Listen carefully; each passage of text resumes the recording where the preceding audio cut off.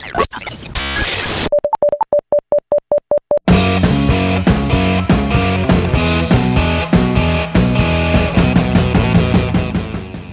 is Don't Get Me Started. This is a conversation about advertising. And here is your host, freelance creative director and creative circus department head, Dan Balser. Yes, welcome back to another episode of the podcast, episode 292 to be precise. Phil Henson and I had a phone call, and I recorded it for you. Phil was a student of mine who graduated from the Creative Circus in 2007 after 4 years at Michigan State. He left Atlanta and spent about 2.5 years at Fort Franklin in Boston. He then moved to Los Angeles, where he worked at 72 and Sunny. He was there for a year as lead writer on 2K Sports. He worked on the MLB 2K10 Perfect Game campaign and the NBA 2K11 Become the Greatest campaign. From 72, he moved to Team One. He spent almost 8 years there, ascending to creative director while working on EA Games, Lexus, Ritz-Carlton, 2K Games, and others. Earlier this year, he became VP Creative Director at Something Massive. You can check out Something Massive at somethingmassive.com. You can find Phil on the internet, where you can also find the Facebook page for this very podcast at facebook.com/DGMS podcast. On Phil's LinkedIn, he lists his title as Creative Director, Founder, Dad, Do-Gooder, and do good he does. I remember him as an affable, easygoing Midwestern hockey player who is up for anything, and it's likely you'll hear that from him in this chat. So, right to it. Thanks for listening. All right, well, first of all, before we get into any questions, thank you so much for getting up early, getting into the office to talk to me today. Thank you for having me on. And I just want to say this because while I was waiting to start this conversation, I had a conversation on email with someone who was trying to get there. Similar to how you came to me, which is kind of comical, like a PR person suggested that I try to get this creative director named Phil Henson on the podcast. Like, I know Phil, I think I can talk to Phil. But I had another request for someone else out in California, and I don't like doing these remotely with people that I don't know. I recorded a few of them that ended up never seeing the light of day. So I'm hoping this is going to sound good to the listeners. I'm hoping that the fact that you and I are friends first is going to make this more comfortable for both of us. But so I'm looking back. I don't know the last time we've seen each other in person outside of social media, but I think it's been quite a while. And I'm looking at the Corbett and Fawn's wedding. God, when was that? A long time ago. No, it's like 10 years ago. So you graduated school like 11 years ago and have been out west. And I want to start. I'm going to give you easy questions, but I just want to know, like, okay, here's kind of how I'm framing this too. Like, you're successful, you're a creative director, you've got some great work on your reel. However, you're not like a famous guy with a name on the door. And I think of your career trajectory as sort of a best case scenario for someone that maybe isn't someone that all these students have heard of. And I just want to commend anyone who has clicked to listen to the Phil Henson episode that doesn't know Phil, that's a good move, because just because the person isn't famous and doesn't have the name on the door doesn't mean that they don't have an interesting story to tell. And probably, the big lump of the bell curve of most people's careers is that they would hope to have the success that you've had so far. So I want to ask, like, so far, looking back at the first, what is this? The first third? If you're a hockey player, it's the first period maybe of your career. What have been the highlights so far? What do you look back at in your time out west so far and say, like, this was why I went to school for this, and this is why I put up with some of the bullshit in advertising? What have been the highlights? I think a lot of it's been the people I've gotten to work with. I think I've, when I was at Team One, we sort of created this little mini agency within the agency. I mean, it's a monster agency. It's like 500 people, services Lexus, this behemoth of a client. And, after about a year into it, working there, I wanted to challenge myself to learn luxury cars and to learn luxury and cars, both of which are not things that I'm like really in tune with. Hold on a second.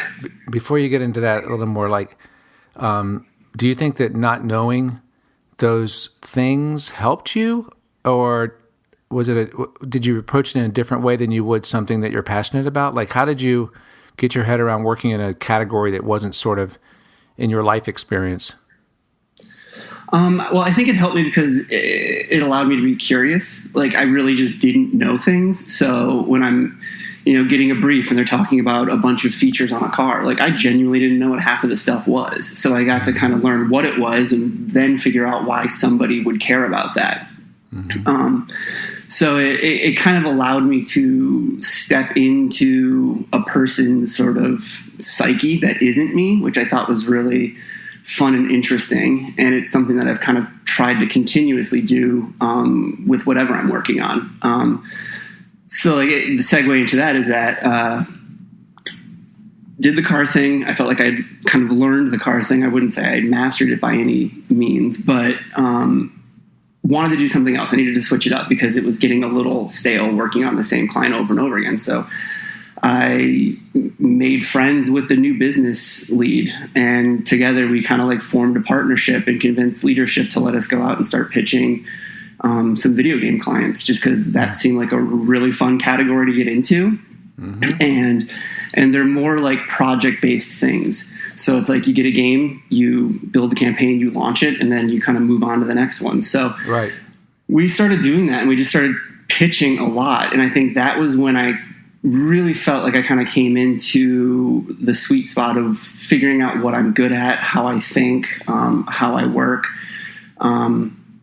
And that was when you really got to work with some really smart and interesting people, because they were really small teams, and I really got to learn everybody's roles. So I got a really deep understanding of strategy and how it works. It's not just like, here's your brief and we're done. It was more like, I would work together with them and really figure out an audience and learn the ins and outs of like how the research actually works and what it means. And, I working very closely with my account counterpart, I watched how he would handle the client and guide the client, and then started taking that and adapting it into how I would sell the work and answer questions. And so I think that's been the biggest highlight for me, is an ability to kind of continuously be learning through whatever I'm doing. I love that. And I love that. And I just don't think that when you're in school or when your career starts out, that you realize that the real protein-filled meat part of the career that's fulfilling is sort of that front end or back end sort of part where you're developing strategic insights and working with the client to solve their problems and those kind of things. Your answer was interesting because the first thing you said was people. So how did the relationship with that guy, the new business guy, kind of start? Because I imagine, you were at Team One for a long time, almost 8 years, and working on a lot of Lexus work. And I can see what you're saying. It starts to get the same brief every year, and it's a little bit exhausting or unmotivating after a while. Did you know him from a client that you were working on? Did you guys have a professional relationship, a friendship? Because I think that if a creative has an itch to do something more, I think part of that is always finding the right partners. So how did that sort of happen for you, just sort of practically speaking, with that person? Yeah, I'd say maybe 6 months before I had joined Team One, and I came in as a freelancer and actually wasn't intending to stay, but wound up freelancing there for 8 months, and then sold some work actually for Ritz-Carlton. It wasn't even Lexus work, and that's when they kind of were like, "Hey, why don't we make this permanent?" And I liked all the people that were there, and so we locked in on it. And then it was 8 years later, I was still there, largely because of the people. But they had hired an ECD, Alistair Green, and he and I had just kind of, being new and at the same time, had started to kind of develop a friendship and a working relationship. And he kind of saw something in me that I didn't necessarily even see in myself or know was there, and made me kind of a little bit of a project. And awesome. So he just kind of worked with me and mentored me almost without me even realizing it. We would just kind of talk about things. If I was frustrated about something, he'd sit down and we'd talk it through, and he'd, maybe offer up some solutions and things like that. And I think he could see that I was starting to develop a confidence in my abilities. I was starting to kind of understand how to navigate the organization. I hate to say politically, but that's the best way to kind of describe it. Is just we shouldn't shy away from talking about that. I mean, that I think is super critical. That's part of the baked in sort of foundation of my question, is because a lot of it is, it's political. I don't think people understand what the word means. I think that people get territorial. People get protective of their own role. People seem to be threatened, or people seem to see, okay, how can this person kind of further my personal agenda? I mean, there's a lot of different agendas that we don't know. Every person you talk to, you're talking to a set of agendas, and I don't think you really realize that until you've been in a situation where you kind of see it unfold, right? Completely. And I think that's, like, if I had to give any creative starting out one bit of advice, you've always said it was like work hard and be nice. And I think the add-on to that I would have is develop empathy, because like everybody has a reason for why they're doing whatever they're doing. And if you can try to understand that, then there's always a solution that you can come to. And that's that's the only way that I was able to ever navigate through layers of clients and, layers of people within an organization. It's just understanding what motivates them, why they're making the decisions the way that they're making them, what the pain point is, and then how you can either offer a solution around it or solve it for them so that you can move the work through. I wish you had told me that 26 years ago when I started. Right? When you first start out, you think it's just all about coming up with the best idea possible. Yeah.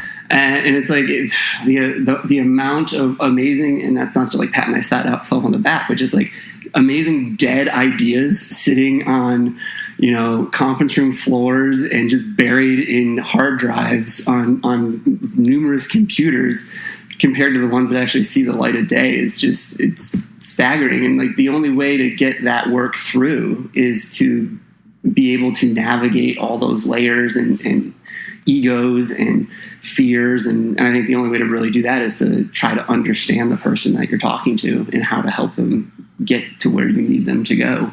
Right. And the client, and your immediate client, is your internal team. I don't think that's another thing people realize. It's like, yeah, you have a client, but your initial client is your partner, your account supervisor, or your creative director, and they have their own sort of motivation and goals too. So, it's really, it kind of warms my heart to hear you talk like this, because you and I haven't really done a professional check-in in a long time, but like the two things that I see, people tend to end up where they should be. And the two traits that I always saw that were strengths of yours were that you're just friggin' nice, and also like flexible. Like you're not a rigid person. I don't want to say malleable, because that has a passivity to it, that you're able to be molded. But I think that you have a flexibility that obviously has served you well so far. I don't know if that would be your answer. We'll get to that question later, but think about what you think it is about yourself that's been valuable, but we'll get to that later. So when you talk about Team One, I hear in your voice, doesn't feel like you have a negative association with that experience. It seems like that was sort of your formative chapter so far, and you were there, like I said, almost 8 years, and running lots of business, and it seems to me like you had some opportunities. What was the impetus for leaving there?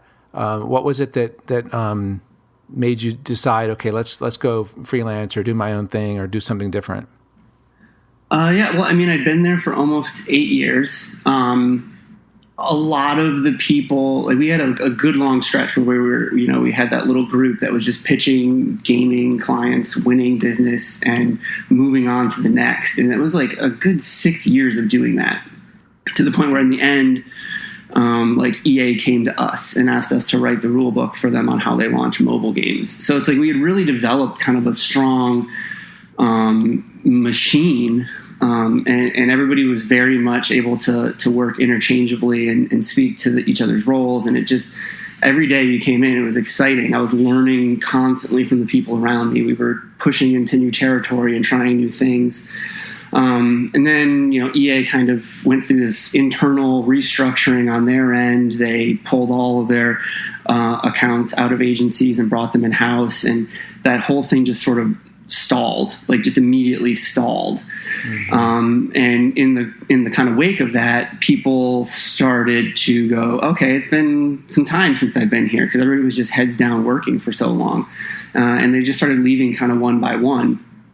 And I really liked the place. It allowed me to have a work-life balance that is very important to me. I still felt like I was learning from the people above me and still getting opportunities to try and do things in new categories. So I wound up staying on for maybe like another couple of years afterwards. But it would just, I kind of hit a point where I looked around, and the nature of the business there had kind of changed a little bit. Just Lexus being the main client, a lot of the focus had to shift onto that as they moved their headquarters to Dallas. We had to open a secondary office in Dallas, and that sort of just changed. Yeah, just sort of changed the dynamic of the way that the two offices were working. And it just kind of started to feel too comfortable. I spent about 6 months realizing that I wasn't feeling like I was going into work not knowing what was going to happen that day anymore. Right. And I missed that. I missed the unknown factor that we had when we were, picking up a brand new IP and working on it for a year, and then you don't know what the next brief is going to be once that comes through. It started to get a little bit more, I don't want to say mundane, but it just became more routine. Right. And I think that started to just give that little itch. I kind of wanted to blow it up a little bit and get into that space where I didn't quite know how things were going to work out or what it was going to be. Right.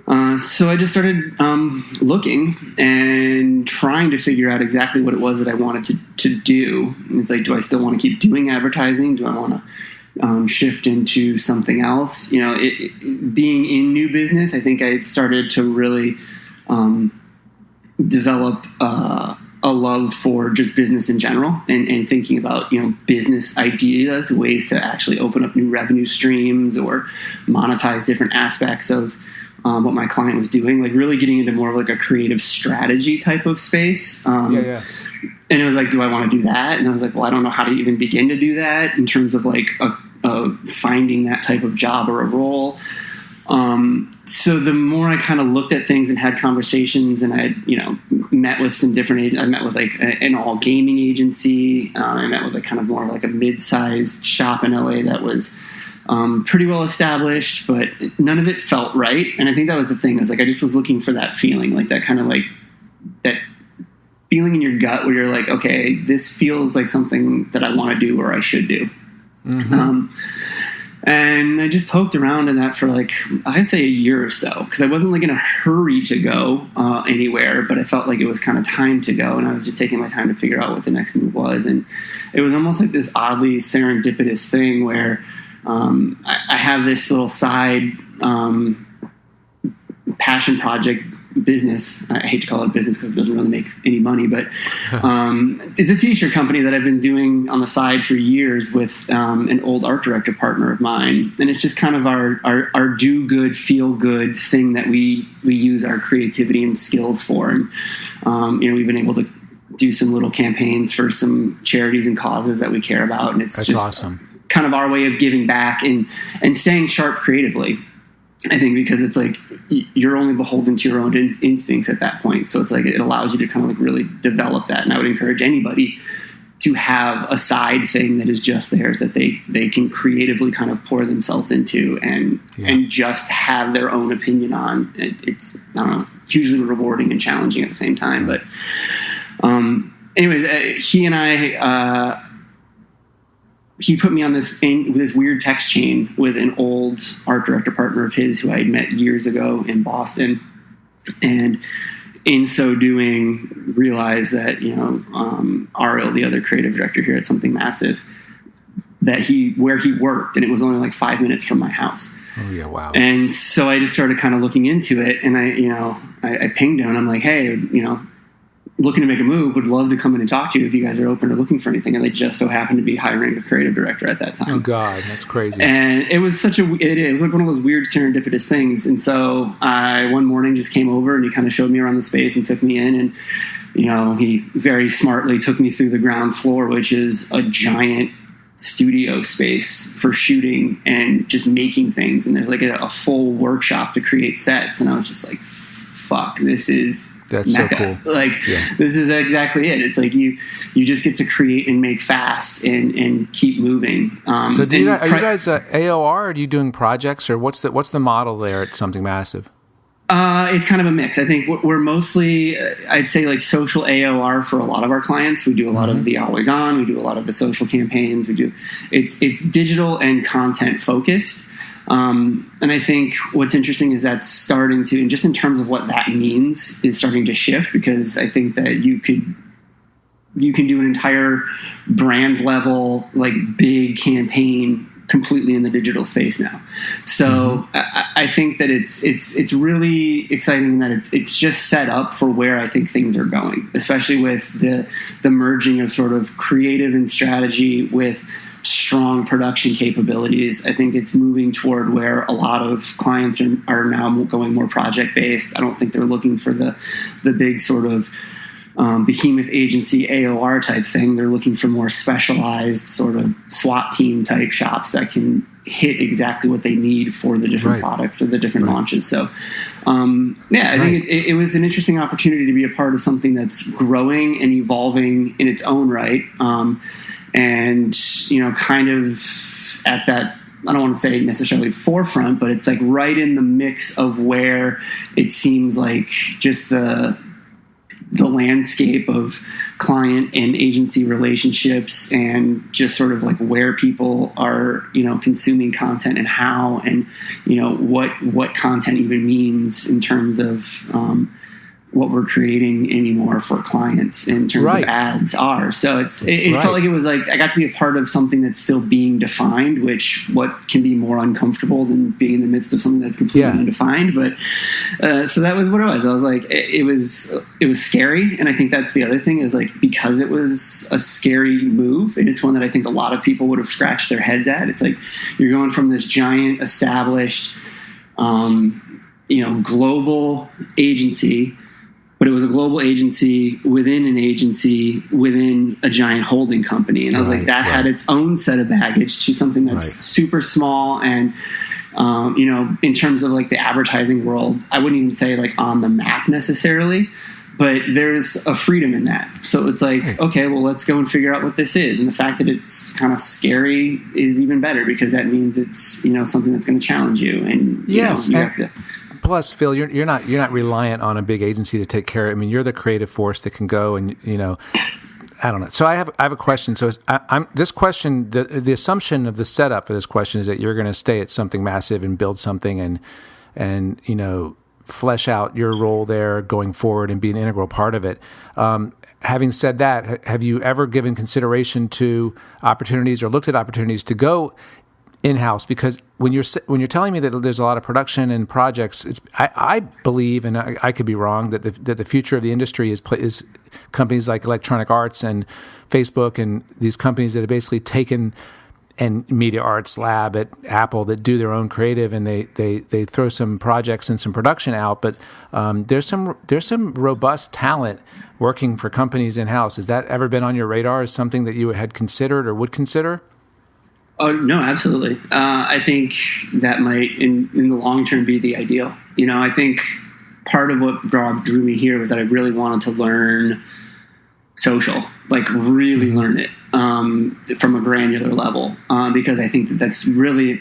You don't spend an awful lot of time on Lexus and Ritz-Carlton doing Snapchat. No, and even within the gaming stuff, it was like, it wasn't like a deep dive into social, because we were doing every aspect of the campaign. But this is like by primarily focusing on it, like, and I'm like every day I'm learning completely new things, and it's a very different way of thinking versus like big brand level, activations. And so, stupid question: Do you guys have like I don't know what it would be, presentations or interface with the platforms to talk about their technologies, like what Facebook's latest innovation is and what's possible in Snapchat or in mobile. I mean, are you guys like kind of like, how do you learn what's possible when there's so much development going on the platforms in real time?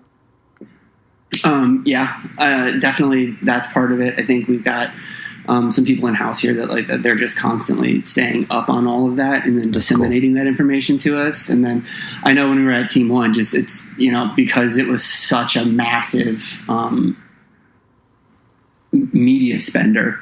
Facebook, Snapchat, they were constantly coming in, bringing food for everybody and giving presentations on things. Yeah, it was like cool. There was, it was one of those things where it's like every time I'd walk by a meeting with media people, there was, an entire like wedding spread out on the table. And all right, that's all you need. A little free food never hurt you. Yeah, you want me to come listen? Sure, bring me some food. I'm in. Or not. Or not. I don't have to listen. So what have been, I try to give a realistic picture because everything sounds so awesome when you talk on the podcast with successful people. But what have been, even if they're small, but what have been some of the frustrations and setbacks? I had written down the biggest frustrations and setbacks, but they don't have to be big ones. But what, besides having obviously a hard drive and a virtual closet full of dead, brilliant concepts, which is just part of being in advertising, what have been some moments where it's like, God, I really want to just be with the kids and ride my bike? What have been the big setbacks? Well, I think that in and of itself is definitely a very big factor in a piece in it all, where it's like when you're sitting there cranking on something, and it's 2 a.m. and even if you love what it is, there's still, at least for me, there was still that moment of just like, what am I doing? Like, is this really that important? Like, is this really more important than me being home right now, giving Katie a moment of relief? And I think like that's always been something that kind of weighs on me, is like balancing that out and knowing that like, if I'm, when I'm working, she's bearing the brunt of that as well and how that affects my family. So I think that is definitely one of the pieces. And it's I would say probably something that most people in business in general struggle with, but definitely with advertising, just because the nature of it is so unpredictable at times. And, there are just those stretches where you're just kind of like lost to the world around you because that's what it takes. It just takes everything to kind of develop an idea and sell it and get it across the finish line. It's not really a 9-to-5 type of thing. So, I think knowing that I was having to make those sacrifices and what those sacrifices meant, and just kind of bearing some of the sort of like stress of that, just understanding that, my decisions, whether they're things that I can control or not, have a bearing on the people around me that I love most. I think that's right. One thing. So the frustrations are more like how the career bleeds into your life then. It's not really about like, this agency was frustrating or whatever, or this client killed my best idea. This is sort of like a life balance. This is an ongoing life balance. And I've had this conversation in classes, and I wonder how unique it is to advertising. It may be because you said 2 a.m., but I got to imagine that this is just part of being a grown-up. I mean, it's sort of, again, everything is new when it's new, and having 2 young kids and a job that requires you to be there at 2:00 is you run this algorithm through your head. It's like, is this worth it? And it's just, I don't know the answer to it. I'm just rephrasing what you said. No, I think that's right. I think it basically is just adulting, to be honest. Like, it seems like it's one of those things where it's like, no matter what, there's never enough time, there's never enough money, there's never whatever. That is, I think, life. But it is oddly similar to like your point on like the client killed my best idea or things like that. And I think you brought it up earlier, the ability to be flexible and malleable. I do think that is, kind of key to it all, though, is the ability to just kind of roll with it and know that like this is just the situation right now and keep on moving. So right. Is that your best trait? Because I don't think I've ever experienced you being angry. I guess Katie would say something different, but I mean, I have my moments. It's funny because like there was a creative director at Team One. He's a South African and like very passionate and like everything that he would do, and like he would get pissed, and like it was just known. It was like, oh man, Craig's gonna kill the PM for that. And that's never my style. I mean, I get pissed, but I've always found that again, like if you can understand why somebody is coming at it from where, like their intention is not to upset sabotage. You. It's not to sabotage. It's not to make your life harder. It's like, it's just kind of an understanding of like, all right, we're all working toward the same thing.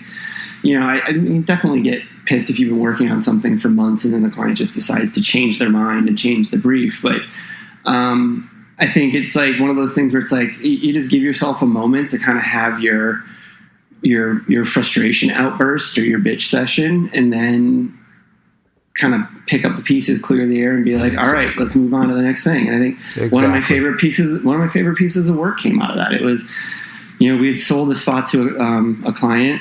We're getting ready to go make it, and somebody internally decided that it was the wrong direction and killed it. And then we basically had 3 days to turn around completely new stuff for a launch spot, and did one round and everything kind of died internally, and then somebody threw out their own idea which had grabbed traction amongst the group, and it just was like this odd situation where it was like, are we going to put in all this work and then they're going to end up going with this really shitty idea that somebody internally threw out? And all my teams were frustrated, I was frustrated, and I think this goes back to where it's like finding people around you that you can build a really strong relationship with, but that like are really true partners. Mm-hmm. And my account partner at the time came over and he's like, just give me one more round. And he's like, I think we just need to do one more hard push. He's like, can you get the team fired up? Can you get them to go do it? And it was like him basically calling me out in that moment because I was done. I was ready to just kick the can out of the way and just be like, fuck this. He kind of like reframed me. He's like, all right, stop wallowing in it and just go back at it one more time. And so this was around like 4:00. We had a meeting at 10:00 the next morning. And I just told everybody, I was like, all right, let's just do one more push. I was like, don't overthink it. Just throw out anything that sounds cool and fun and crazy to you that you want to try and do for this. Like, this is it. It's Hail Mary time. So let's just, don't overthink. Just throw the handcuffs off. And everybody came back with something really great and interesting. And driving in the next morning, I actually happened to just have a thought and kind of wrote it in my head and hastily jotted it down in Word and submitted it as part of the proposal of things. And like, we went through all the work, and I wasn't even going to necessarily share it. And they weren't quite feeling anything else. And it was like, hey, here's one more thing. And I wouldn't even call it a script. It was like an outline of a thought. And they immediately grabbed onto it. And it was like, okay, we're back on. And so I then just gave that to my team. And I'm like, here's the thought. Go make this into a spot right now. And we wound up getting to go to Uruguay for 2 weeks and shoot for 3 nights. Shoot for 3 nights in the jungle. And we made this amazing, like, it was like a little cinematic film of these kids playing hide and seek in the jungle. And it was just like, I saw it. I watched that. I saw it. It was just creepy and fun, and it was so good. And it's like it all just came out of not being pissed off. Yeah, it felt like Hunger Games, but it was like there's real tension in the way that was shot too. That was really beautiful commercial. I loved it. And that was another like great partnership with the director, where it's like went back to him again, where everybody said you can't keep going back to the well, and I'm like, but the relationship is so good. I was like, I would rather have the creative relationship where we can kind of think in tune together than go get a bigger name at the time. And now Henry Hobson's huge. He's doing all kinds of stuff. So. Yeah, I hate it when good stuff dies, but I love it when you have a deadline because, like you said, it's like we just have tonight. Just throw out everything, and just everything's got to be ready in the morning. I love it. I love the pressure. I love it. I agree. So one other question. So you and I have this in common. We met our wives at ad school. So what's been the best thing about having another copywriter as your life partner? I would say that she just will call me on all my shit in every aspect of anything. Like she whether will it be do that. She call everyone on their shit. Yeah, but I mean, Katie doesn't mess around.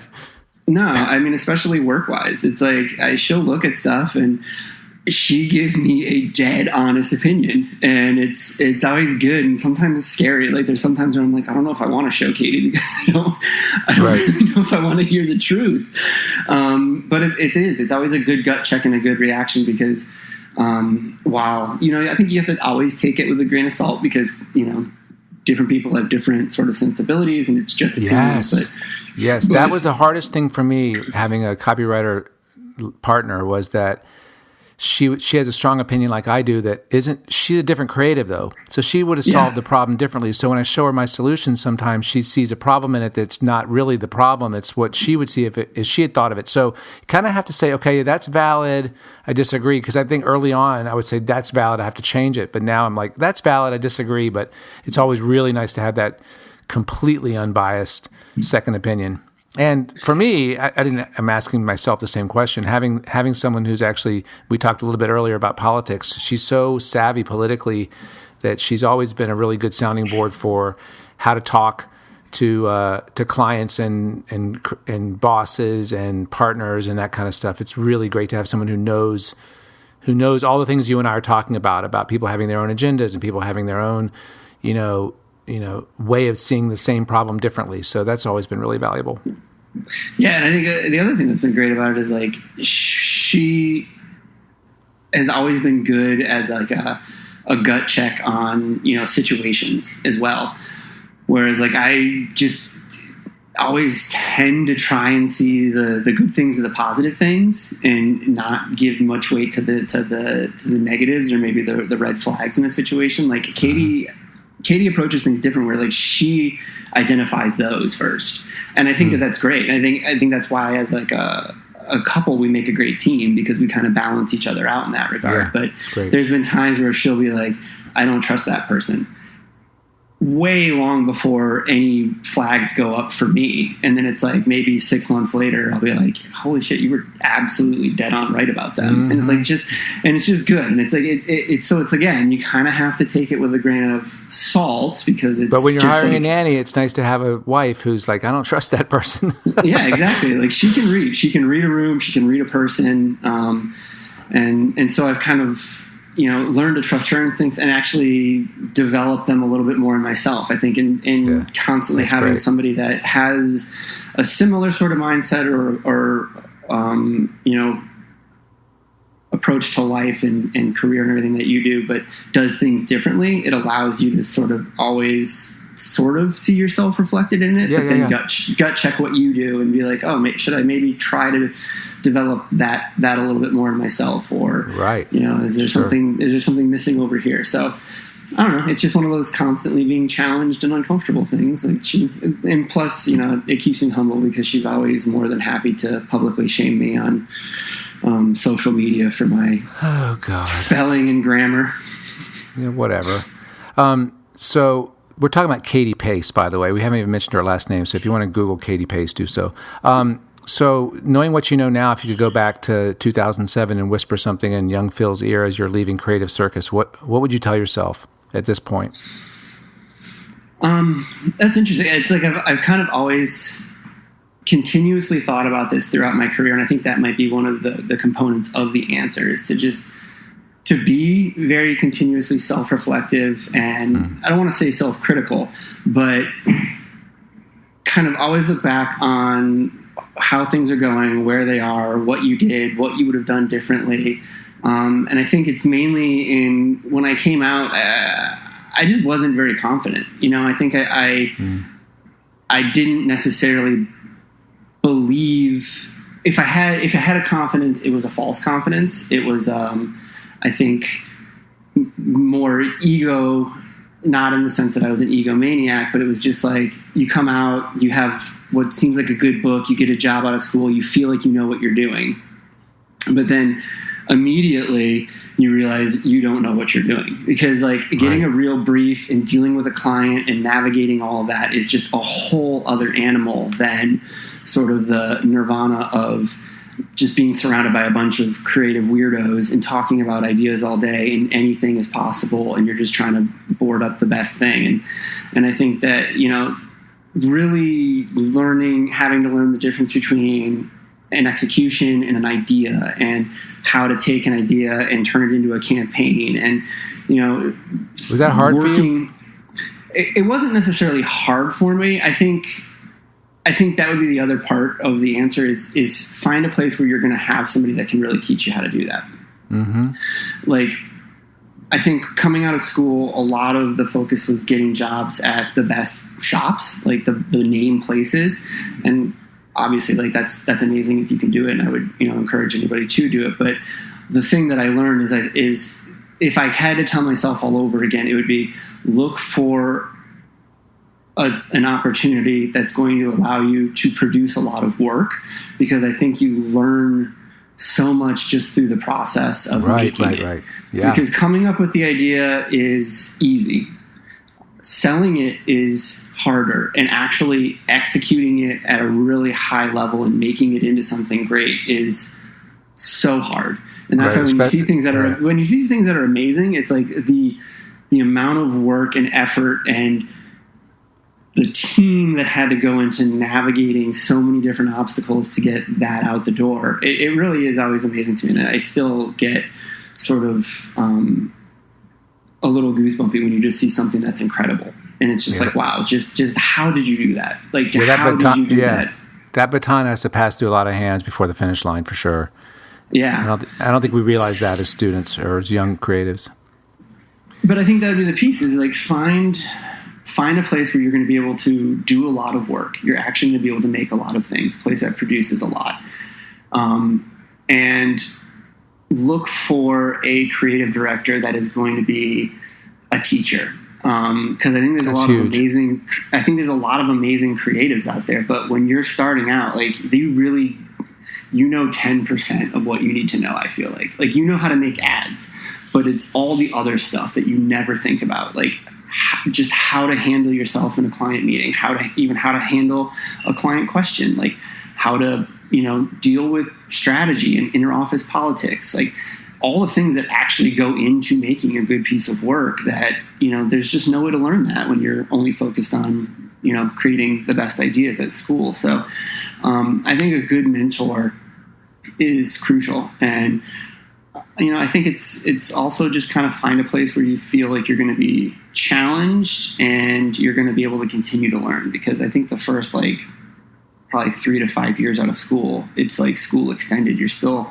learning so much, and there's so much that you're going to encounter that you haven't done before, that it's not really until, at least for me, until I had worked through my first job at Fort Franklin, did a year at 72 and Sunny, which was like just thrown in the deep end of things that I had never done before and having to figure it out.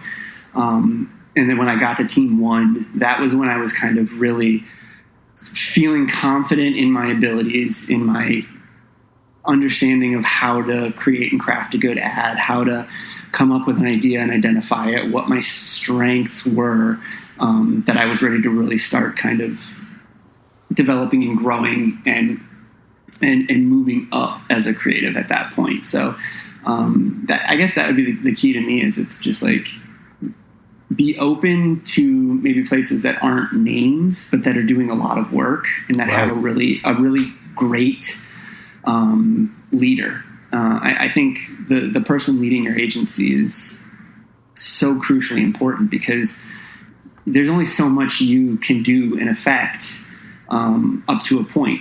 And you need that person that's then, the next level or layer up to kind of pick up that baton and advocate for or push for or help you work through a problem to get to a solution if you're stuck. Absolutely. So I think that would be the biggest thing for me. And, I think I've been lucky. It wasn't intentionally. I think I've just been lucky in that I've had a lot of different types of creative directors that have taught me a lot of different types of things, either good or bad. The first shop I worked at was really small in Boston, and it was just pure creativity, which was great, but it was also chaos. And it didn't really teach me how to work in, I'd say, a functional agency environment. But it did, really allow me to creatively develop my chops, which was awesome. And then 72 was super fast paced. It was, given complete ownership of things, almost to a point of where I was doing things I had no idea what the fuck I was doing, which, is great. So it was awesome. But, in that regard, I wish I had a little bit more mentorship than I had necessarily gotten. But maybe in hindsight, that was on me to need to kind of speak up and ask for it. And then when I got to Team One, it was like I'd kind of found a sweet spot where I had a great mentor, and I then felt confident enough to advocate for the space I needed to be creative in the way that I wanted to, and to kind of learn and grow in the way that I wanted to. And, everybody there from a leadership standpoint was very accommodating and happy to do that. So, I think that would be my advice to anybody would be, be open to something that might not seem like the shiny object, but is actually going to allow you to develop skills that will then pay off in the next thing. Right. I'm glad to hear you saying that, because that's what I've been telling people, and I could not agree more. Well, and I also feel like there's an opportunity in everything. So it's like, even when you get, a shitty banner brief, you can still look for a pinhole of chance to turn that into something. I think I always remind myself of the Google Chrome banners from years ago, where they were, it was like electricity racing Chrome, and they were just these simple banners, but they were done so well. And what I loved about it was that somebody just got a basic shitty banner brief, and that's what they came up with. Yep. And I'm like, that always, I go back to that whenever I'm getting like frustrated about like, God, I don't want to do more banners, to where I'm like, okay, is there an opportunity in this? What can we do that's different? Right. Does the place need you? Even if it's to do that, if they need you, then make something of it. That's where you want to go work. Yeah, absolutely. Exactly. Right.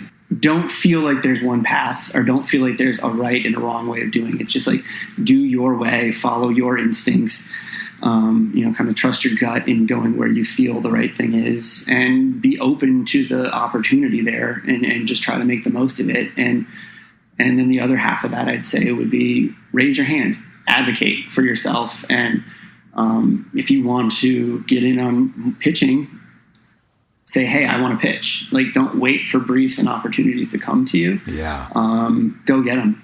And I think that's the biggest thing for me, I guess, was that once I kind of, the confidence clicked, it was like, all right, I'm going to go get what I want and I need to feel fulfilled creatively. And any agency is going to be more than happy to reward you with more work. That's what you're asking for. Yeah, because you're valuable. Exactly. Yeah. Right.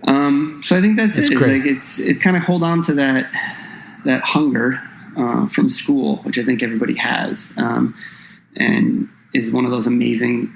It's one of those amazing energy pieces. It's like there's just an energy that you feed off of in that place, because everybody's just so passionate still and hungry for it. But I think you can still try to find that again in every brief that you get. And, most of the time it's not going to pan out, but I think just the effort of trying is kind of worth it and can be fulfilling and a sense of success in its own right. If at the very least you put something in front of the client that you feel was a good solve and a kind of an idea that challenged them a little bit in the right ways. If they buy it or not, there's only so much you can do about that. But at the very least, you can know that you put your best foot forward. And I think that definitely those are the little successes that you just have to kind of give yourself props for on a daily basis, because there's far more of the why is this way, or, we love the layout, but can we change it completely kind of thing. Exactly. Like, there's just so much that's out of your control that it's like, we love it. Can you just change the headline and the layout? That's just the reality. We really love it. We really love it, but we want to make it completely different. Not sure what you love. I think you're going to be you already probably are a great creative director, and dad and mentor and dad to your 2, soon to be 3. It's great to hear you confirming a lot of the stuff I've been saying, because it's just fun. It's just fun for me to have this conversation. I really appreciate your doing it. Yeah, I really enjoyed it. It's been way too long since we talked. Yeah, it's way too long. So listeners, make sure. Yeah, way too long. Listeners, make sure you get a hold of Phil at Philip_Henson at somethingmassive.com. You can always reach me at danspodcast@mac.com. If I haven't mentioned it already in the intro, facebook.com/DGMS podcast will have links, etc. Leave a message. Leave a review at the iTunes store if you're so inclined. And thanks so much for listening. Phil, man, thank you so much for doing this. Thank you. It was a blast. Listeners, we'll see you again in 2 weeks. Until that time, thanks for listening. See you. Bye.